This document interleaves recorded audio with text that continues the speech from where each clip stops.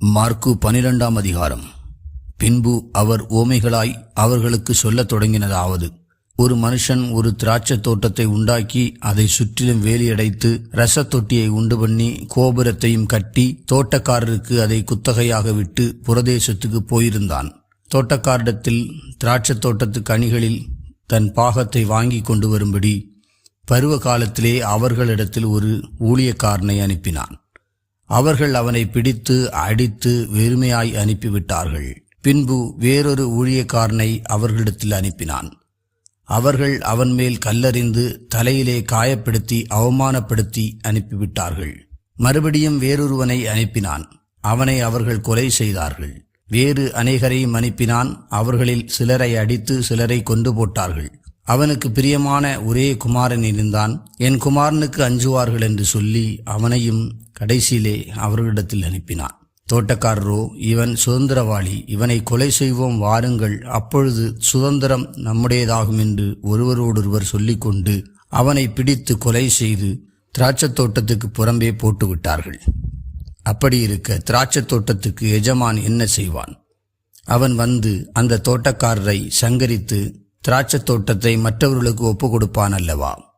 வீடு கட்டுகிறவர்கள் ஆகாதென்று தள்ளின கல்லே மூளைக்கு தலைக்கல்லாயிற்று. அது கர்த்தராலே ஆயிற்று.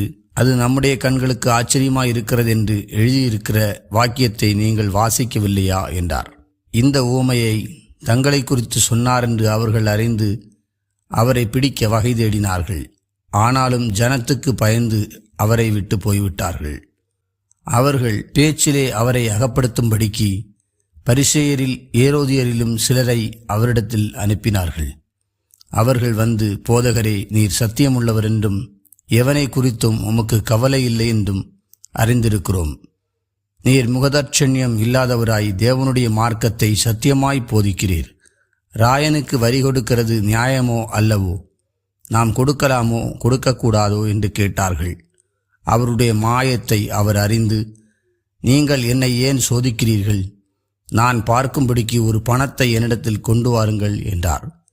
அவர்கள் அதை கொண்டு வந்தார்கள். அப்பொழுது அவர், இந்த சுரூபமும் மேலெழுத்தும் யாருடையது என்று கேட்டார். ராயனுடையது என்றார்கள். அதற்கு இயேசு, ராயனுடையதை ராயனுக்கும் தேவனுடையதை தேவனுக்கும் செலுத்துங்கள் என்றார். அவர்கள் அவரை குறித்து ஆச்சரியப்பட்டார்கள். உயிர்த்தெழுதல் இல்லை என்று சாதிக்கிற சதுசேயர் அவரிடத்தில் வந்து, போதகரே, ஒருவனுடைய சகோதரன் சந்தானம் இல்லாமல் தன் மனைவியை விட்டு இறந்து போனால் அவனுடைய சகோதரன் அவன் மனைவியை விவாகம் பண்ணி தன் சகோதரனுக்கு சந்தானம் உண்டாக்க வேண்டுமென்று மோசே